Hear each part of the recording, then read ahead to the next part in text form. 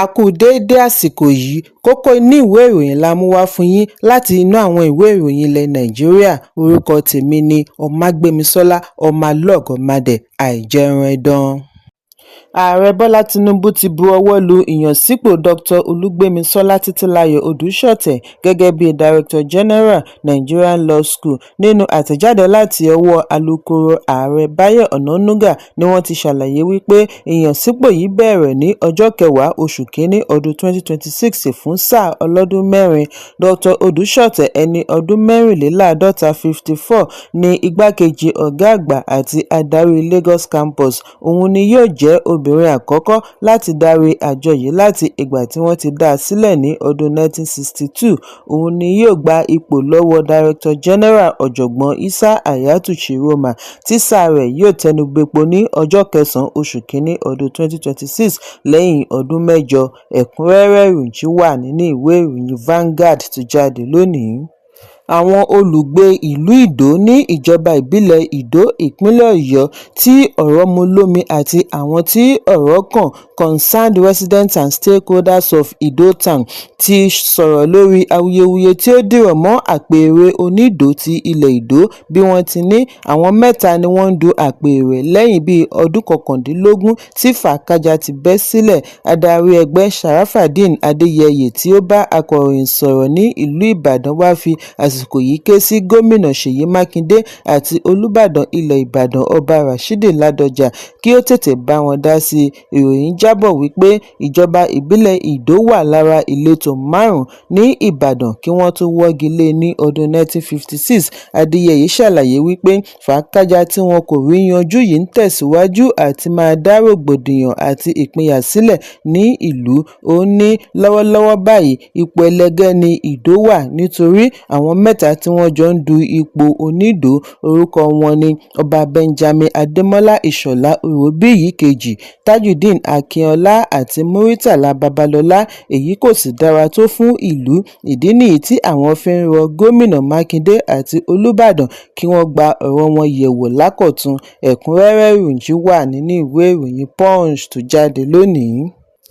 Ẹgbẹ́ òṣèlú All Progressives Congress APC ẹ̀ka ti ìpínlẹ̀ Èkó ti ní òfin owó orí tuntun kì í ṣe ohun ìjà tako àwọn akúṣẹ̀ tàbí ìgbìyànjú àti dẹ́rùba ọmọ Nàìjíríà tó ń làkàkà. Ẹgbẹ́ yìí kérora lórí ohun tí wọ́n ṣe àpèjúwe rẹ̀ ní àìgbàláyè ọ̀rọ̀ tí wọ́n fẹ́ mọ̀ọ́mọ̀ ti tòṣèlú bọ̀ tako ìgbésẹ̀ ìjọba lórí àtúpalẹ̀ òfin owó orí. Nínú àtẹ̀jáde láti ọwọ́ alukoro APC ní ìpínlẹ̀ Ṣẹ̀yẹ Ọládẹ̀jọ ni wọ́n ti ní ó ṣe pàtàkì láti mú kí ó wà ní àkọọ́lẹ̀ fún àǹfààní òtítọ́ àti àlàáfíà ìlú. Àkọ́kọ́, wọ́n ní òfin owó orí tuntun kì í ṣe pàṣán fún àwọn tálákà tàbí ìgbìyànjú àti di ẹrù mọ́ ẹrù fún àwọn tí owó tó ń wọlé fún wọn kò tó nǹkan, ṣùgbọ́n láti fi dáàbò bo mẹ̀kúnnù gẹ́gẹ́ bí ó ti wà ní ìlànà lágbàáyé. Wọ́n ní àwọn tí owó tó ń wọlé fún wọn ò tó nǹkan kò ní kópa tàbí kí owó orí wọn kéré lábẹ́ òfin tuntun. Ìgbésẹ̀ yìí ni wọ́n gbà lérò láti fi pín ire láre pẹ̀lú ìṣirò tó múnádóko, efficiency, equity and accountability.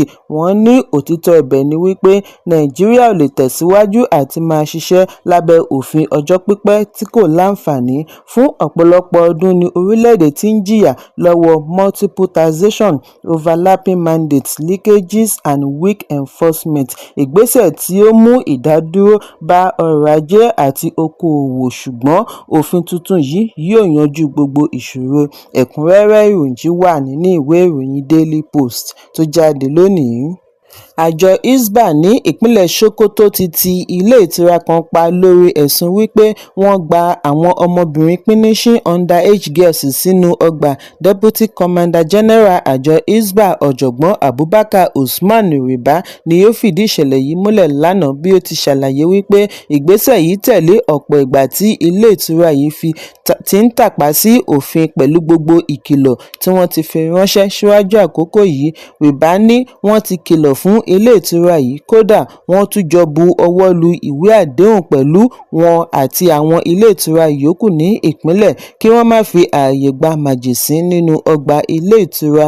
Èyí ni ìgbà kejì tí wọ́n ṣe àkọọ́lẹ̀ ẹ̀ṣẹ̀ yìí láti ilé ìtura kan náà pẹ̀lú gbogbo ìkìlọ̀. Deputy Commander fi kún wípé àjọ wọn yóò tẹ̀síwájú àti máa kan òfin nípá gẹ́gẹ́ bí ó ti wà ní ìlànà ẹ̀sìn àti àṣà nítorí ó ṣe pàtàkì láti mú kí ìlú wà ní ìpamọ́ pẹ̀lú ìwà ọmọlúàbí. Ẹ̀kúnrẹ́rẹ́ ìròyìn wà nínú ìwé ìròyìn Daily Post tó jáde lónìí. Attorney General of the Federation àti Mínísítà àná fún ẹ̀ka ìdájọ́ àgbà Mofin Abubakar Malami àti ọmọkùnrin rẹ̀ Abdulazeez ti gba ìyọ̀ǹda lónìí pẹ̀lú bílíọ̀nù kan náírà láti ilé-ẹjọ́ gíga ìlú Àbújá. Níbi ìdájọ́ òní ni adájọ́ Emeka Nwite ti gba ìyọ̀ǹda ìyàwó Malami Hajia Bashir Asabe pẹ̀lú 500 mílíọ̀nù náírà (500 million naira) tí àpapọ̀ owó ìyọ̀ǹda wọn fi jẹ́ bílíọ̀nù kan àbọ̀ náírà (1.5 billion naira). Adájọ́ pàṣẹ wípé ọ̀kọ̀ọ̀kan àwọn tó ń jẹ́jọ́ yìí gbọ́dọ̀ pèsè onídùúró méjì iye kan náà. Onídùúró wọ̀nyí gbọ́dọ̀ jẹ́ ẹni ní ilé ní agbègbè Asokoro, Maitama tàbí Gwarinpa ní ìlú Àbújá. Lẹ́yìn èyí ni ilé-ẹjọ́ tún pàṣẹ kí àwọn olùjẹ́jọ́ ṣe àgbékalẹ̀ ìwé ohun ìní fún ìwádìí àti ìwé ìrìnnà wọn international passport. Láfikún, ilé-ẹjọ́ ṣe ìkìlọ̀ wípé àwọn olùjẹ́jọ́ gbọ́dọ̀ dá lábàá àti rin ìrìnàjò kúrò ní orílẹ̀-èdè láì gba àṣẹ kí wọ́n sì wà ní àhámọ́ títí wọ́n á fi yanjú gbogbo gbèdéke ìyọ̀ǹda wọn. Adájọ́ wá sún ìgbẹ́jọ́ mìíràn sí ọjọ́ 17 oṣù kejì. Malami tí ó sìn gẹ́gẹ́ bí agbẹjọ́rò fún ìjọba àpapọ̀ láti ọjọ́ 11 oṣù kọkànlá ọdún 2015 títí di ọjọ́ 29 oṣù karùn-ún ọdún 2023 lábẹ́ ìṣèjọba ààrẹ àná Muhammadu Buhari ló ń kojú ẹ̀sùn oníkókó 16 tí ó dá lórí màgòmágó owó. Malami pẹ̀lú ọmọ rẹ̀ Abdulazeez àti ìyàwó rẹ̀ Hajia Bashir Asabe ni wọ́n dámọ̀ gẹ́gẹ́ bí òṣìṣẹ́ iléeṣẹ́ Rahmaniya Properties Limited, iléeṣẹ́ tí wọ́n ṣe ẹ̀sùn wípé wọ́n ti pàṣẹ rẹ̀ kó owó ìlú mì pẹ̀lú ìdúnàdúrà lórí ohun ìní. Ẹ̀kúnrẹ́rẹ́ ìròyìn wà nínú ìwé ìròyìn The Nation tó jáde lónìí. Igbákejì ààrẹ àtijọ́ Atiku Abubakar ti kọ̀ jálẹ̀ láti jọ̀wọ́ tíkẹ́ẹ̀tì rẹ̀ fún ìdíje ipò ààrẹ láti ẹgbẹ́ òṣèlú African Democratic Congress (ADC) bí ó ti ń fi ẹ̀sùn kan ààrẹ Bọ́lá Tinubu wípé ó ń dá sí ọ̀rọ̀ inú ẹgbẹ́ òṣèlú ADC. Nínú àtẹ̀jáde àná láti ọwọ́ amúgbálẹ́gbẹ̀ẹ́ Paul Ibe ni Atiku ti ké sí ọmọ Nàìjíríà kí wọ́n má kọbi ara sí ìgbìyànjú ẹgbẹ́ òṣèlú All Progressives Congress (APC) àti kó wọn láyà jẹ. Ọ̀rọ̀ igbákejì ààrẹ àtijọ́ yìí ń wáyé láàrin àhesọ wípé wọ́n ń yọ ọ́ lẹ́nu kí ó jọ̀wọ́ ìdíje rẹ̀ fún ará ẹkùn gúúsù láti díje du ipò ààrẹ lábẹ́ ADC níbi ìdìbò tó ń bọ̀ lọ́nà tako ààrẹ Tinubu. Àìpẹ́ yìí ni gómìnà àná fún ìpínlẹ̀ Anambra Peter Obi darapọ̀ mọ́ ADC. Ìròyìn jẹ jáde wípé ó ṣeéṣe kí Atiku máa gbèrò àti ṣiṣẹ́ papọ̀ pẹ̀lú gómìnà àná fún ìpínlẹ̀ Kano Rabiu Kwankwaso láti jọ du tíkẹ́ẹ̀tì, ṣùgbọ́n níbi ó ti kọ àhesọ wípé òun á jọ̀wọ́ ìdíje ni ó ti fi ẹ̀sùn kan Tinubu wípé ó mọ̀ọ́mọ̀ mú ìrẹ̀wẹ̀sì bá ẹgbẹ́ alátakò kí ó má bàa sí ìdíwọ́ fún un níbi ìdìbò ọdún 2027.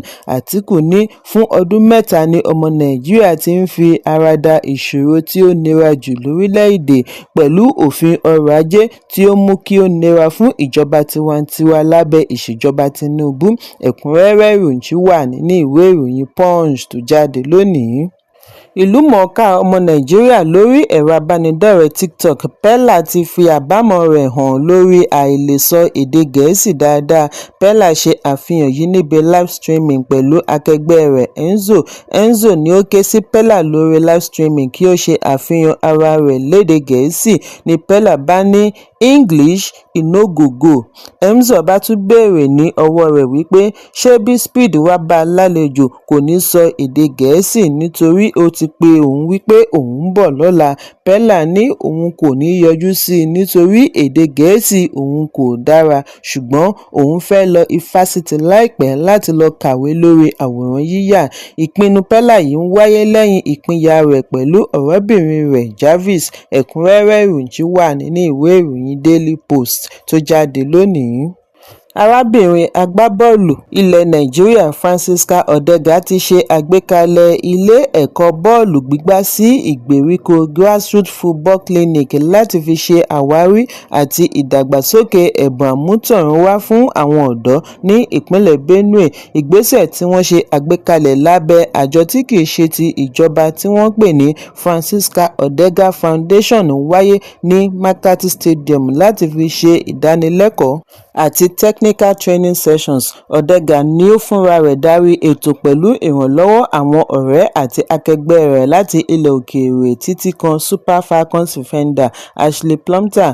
Àjọ yìí ń ṣiṣẹ́ pẹ̀lú àjọṣepọ̀ Al Ittihad Football Club tí wọ́n fìkàlẹ̀ sí Saudi Arabia pẹ̀lú àfojúsùn wọn fún àwọn ọ̀dọ́ tí ọjọ́ orí wọn wà láàrin 14 sí 18 14 to 18. Níbi ètò yìí ni wọ́n ti rí èrò tí ó lé lọ́gọ́rùn-ún tí wọ́n kópa. Ọ̀pọ̀ wọn fi ìdùnnú wọn hàn sí irúfẹ́ àǹfààní báyìí tí ó ṣọ̀wọ́n láti kẹ́kọ̀ọ́ lábẹ́ ọ̀jọ̀gbọ́n bí wọ́n ti jẹ́jẹ́ àti ṣe àmúlò àǹfààní yìí dáadáa. Èyí ń wáyé bí ẹgbẹ́ agbábọ́ọ̀lù Super Eagles ṣe kákòkò pẹ̀lú $180,000 $80,000 tí wọ́n ti ní lórí ìgbìyànjú wọn pẹ̀lú 2025 African Cup of Nations tó ń lọ lọ́wọ́ ní Morocco. Nigeria Football Federation NFF ṣèlérí $5,000 fún góòlù kọ̀ọ̀kan ní ìpele ìdíje group stage. Ikọ̀ yìí ti ní $40,000 $40,000 fún góòlù 8 tí wọ́n ti gbá níbi ìpele 3 tako Tanzania, Tunisia àti Uganda. Fún ìpele ẹlẹ́ẹ̀kẹrìndínlógún tako Mambas ti Mozambique ni wọ́n ti ní $40,000 $40,000 fún góòlù 4 tí wọ́n gbá wọlé bí wọ́n ti ń retí kí Nàìjíríà wàkò pẹ̀lú Desert Forces ti Algeria ní ìpele quarter-final ní pápá ìṣeré Marrakech ní ọjọ́ Àbámẹ́ta. Ẹ̀kúnrẹ́rẹ́ ìròyìn wà nínú ìwé ìròyìn Daily Post tó jáde lónìí. Kókó inú ìwé ìròyìn àsìkò yìí kò ní jù báyìí lọ. Ẹ pàdé mi ní ìrọ̀lẹ́ fún àkọ́tún ìròyìn. Kí a tó lọ, ẹ má ṣaláì fi àkíyèsí yín ránṣẹ́ kí ẹ sì bá wa subscribe sójú náà wa lórí YouTube kí kókó inú ìwé ìròyìn lè máa tẹ̀ yín lọ́wọ́ ní kíákíá.